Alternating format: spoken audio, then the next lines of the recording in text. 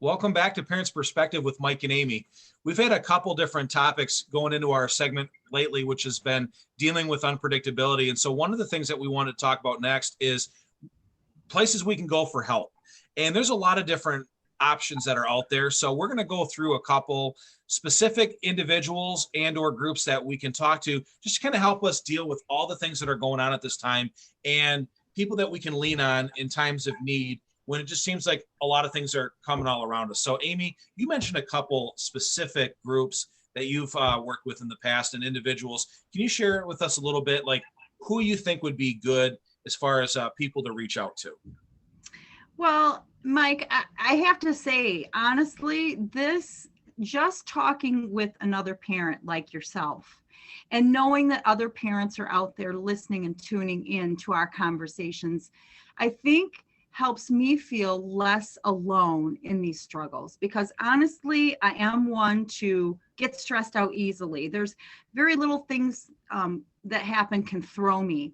And I think being able to just come back and talk about it with another parent is very calming and helpful to me, knowing that I'm not the only parent out there struggling with unpredictability and feeling like every turn, something new gets thrown my way. Every time I plan something, it gets canceled. Every time I think, oh, here's hope, my kid, he does so much better in person. He brought his grades up from D's to A's just in those 2 weeks of going back to in-person school. And then for us to have to, because of safety reasons and valid reasons, go back to virtual. The click to brick and back and forth that way. I just don't balance good that way. So I think talking about it with other parents is huge. It helps us release our feelings. In fact, I remember when I was going through just a horrible personal time. I was going through a divorce. I had teens in the house at the time. Remember, I've got, older kids and my younger one at home now.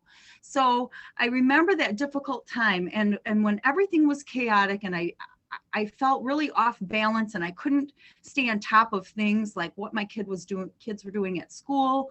I had a parent with kids in the same grades as I did that I actually ended up making friends with.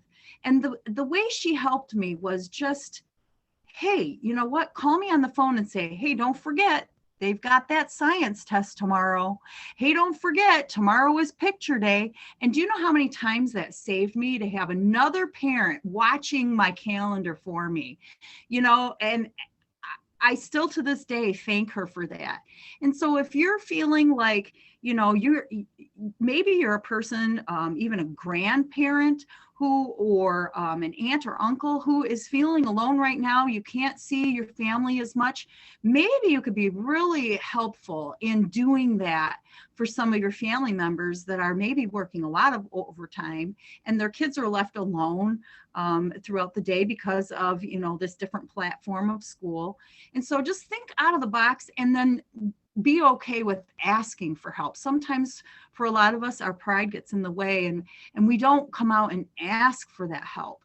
So to me, that was a lifesaver, is having that other parent just have my back and say, hey, don't forget this. Those little prompts that, it would give me enough time to pull it together so that, I could have some normalcy in my life and pull it together out of my own personal crisis and still be there as a mom in time for my kids to keep them on schedule.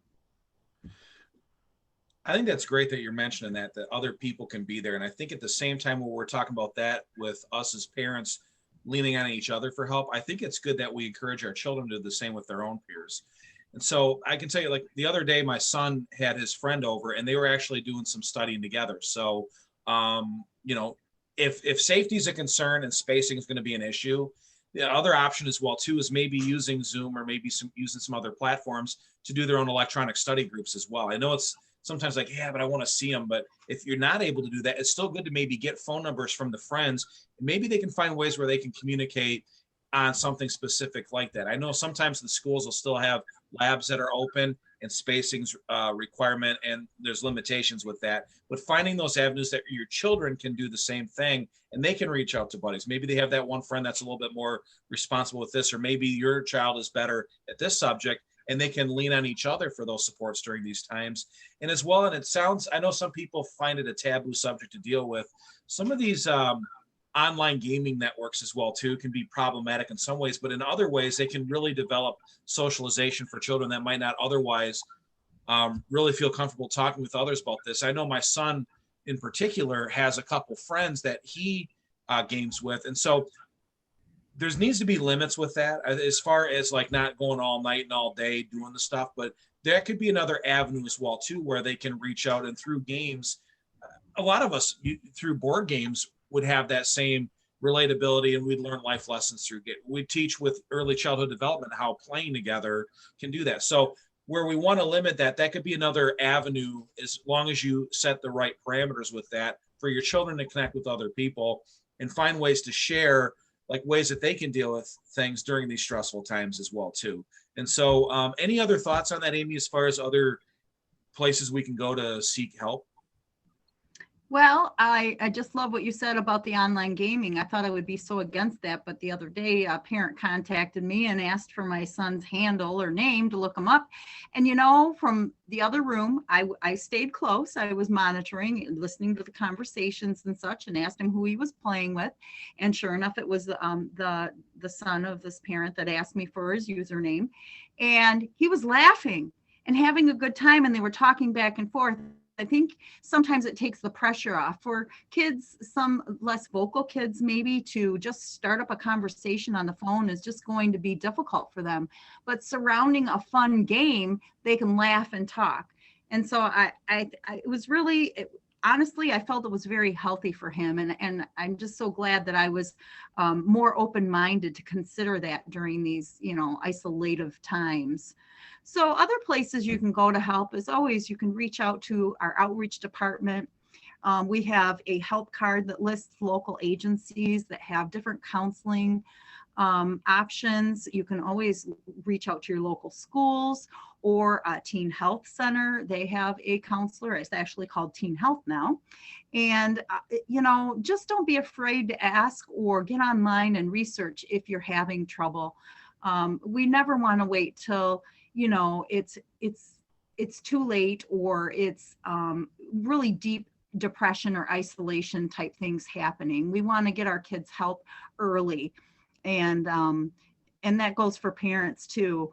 Parents sometimes need that extra, self-care, where they may need to go and talk to a counselor. So, and that's okay. I think we're realizing how important mental health is during this crisis, for sure.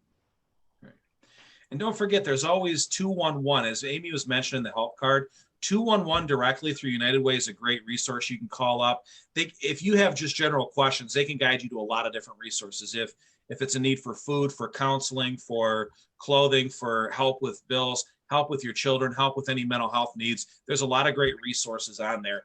And if you guys are interested as well too, if you just have a random question you'd like to ask us, we're here to help. We'd love to get questions from you.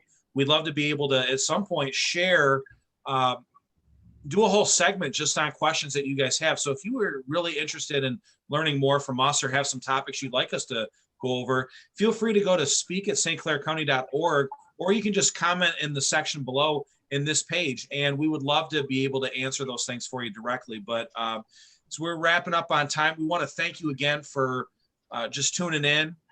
And this program is sponsored in part by Region 10 and supported through various organizations and businesses in the St. Clair County area. Thank you so much for being a part of our family, and we hope to see you soon. Thank you.